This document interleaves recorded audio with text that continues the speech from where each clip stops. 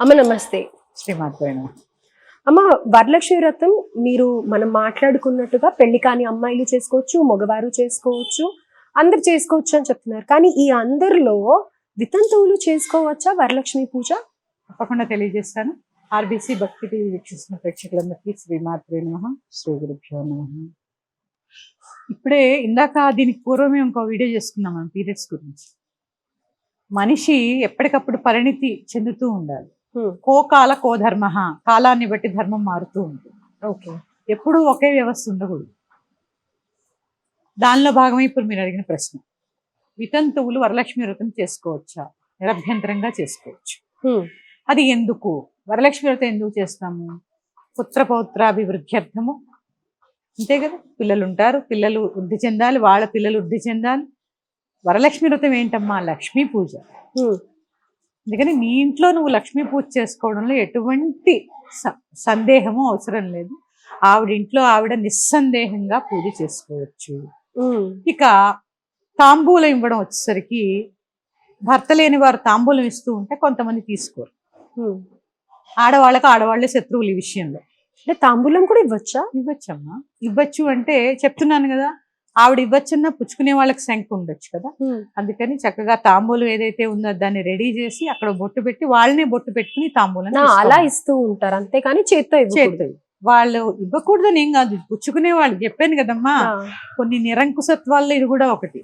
ఇప్పుడు చిన్న వయసులోనే భర్త చనిపోయాడు అనుకున్నాం, ఒక 25 సంవత్సరాలు. ఇప్పుడు నాకు మొన్న వాళ్ళు అడిగారు, అమ్మాయికి 26 సంవత్సరాలట, భర్త చనిపోయాడు.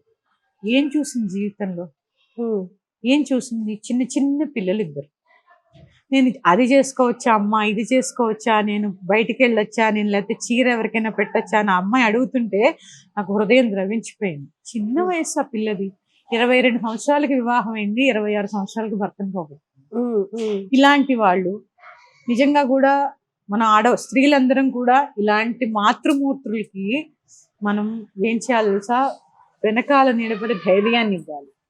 అంతేగాని అసలే వాళ్ళు బాధలో ఉన్నారు, భర్తని కోల్పోవడము అనేది ఆవిడ చేసిన పని కాదు, విధిరాత. ఆవిడ స్వయంకృతాపరాధం అది కాదు కదా.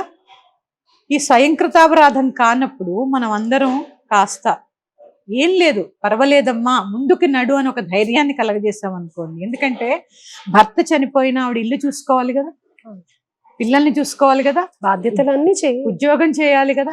ఈ నాకు భర్త లేడు, ఈవిడికి భర్త లేడు, ఈవిడికి భర్త లేడు అని మనం సామాజికంగా ఆవిడకి అన్ని విషయాలు గుర్తు చేస్తూ ఉంటాం.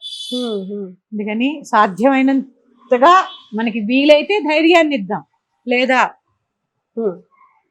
సూటిపోటి మాటలతో అక్కర్లేని విషయాలతో వీళ్ళని పేరెంటానికి పిలవడం, అక్కడ అవమానించడం ఇవ్వకండి. పిలవడానికి కూడా పిలవచ్చు, పిలుస్తారమ్మా. ఏదైనా పారాయణలు అవి చేసుకుంటున్నప్పుడు మా ఇంటికి రండి అని పిలుస్తారు. పిలిచినప్పుడు వీరికి ముందు తాంబూలం ఇవ్వరు, ముందు అందరికి ఇచ్చేసిన తర్వాత వాళ్ళ మనసు ఎంతో కొంత బాధపడుతుంది కదా. ఇలాంటి పనులు చేయకండి, మీకు ఇష్టం లేకపోతే పిలవకండి. వితంతువులు రోజు పూజ చేసుకుంటారా లేదా? వితంతువులు చేసుకుంటారు. మరి లక్ష్మీ పూజ ఎందుకు చేయకూడదు? రోజు లక్ష్మీ స్తోత్రం చదువుకుంటారు, విష్ణు సహస్రనామం చదువుకుంటారు, లలితా సహస్రనామం అన్ని చేస్తారుగా.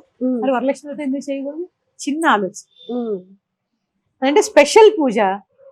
మరి ఆవిడకి సౌభాగ్యం వచ్చే జన్మలో అయినా కావాలి కదా. రైట్, దానికోసం అమ్మని అడుగుతోంది ఆవిడ.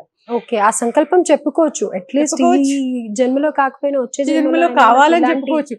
పుత్రులు పౌత్రులు వృద్ధి చెందాలి, ఇక్కడతోనే నేను మళ్ళీ వచ్చే జన్మలో అయినా పసుపు కుంకుమలతో నిండుగా ఉండాలని ఆ దేవుని కోరుకోవచ్చు. రోజు లక్ష్మీదేవి శ్లోకం చదువుతుంది, ఆ రోజు కలసం దగ్గర చదువుకుంటుంది, దాంట్లో తప్పే ఉంది. కాకపోతే తోరం ధరించకూడదు. ఓకే, తోరబంధనం చేసుకోకూడదు. ఇలాంటి నియమాలతో అందరూ చక్కగా పూజ చేసుకోవచ్చు. శ్రీమాత్రే నమః. రైట్ అమ్మా. సో ఎన్నో సందేహాలు ఉంటూ ఉంటాయి, వాళ్ళకు కూడా పూజ చేసుకోవాలని, తాంబూలాలు ఇవ్వాలని, ఒకరికి వస్త్రాలు పెట్టాలి అని అనేసి ఉంటుంది. సో వీళ్ళు సుమంగళిగా ఉన్న వాళ్ళకి చీరలు పెట్టడం కానీ, ఇలా తాంబూలం ఇవ్వడం కానీ చేయొచ్చు, ఎలాంటి తప్పు లేదు. అని తీసుకోవడం కూడా తప్పు కాదు. రైట్. సో వరలక్ష్మి వ్రతం వీళ్ళు కూడా వితంతువులు కూడా చేసుకోవచ్చు. రైట్ అమ్మా, థ్యాంక్ యూ సో మచ్. శ్రీమాత్రే.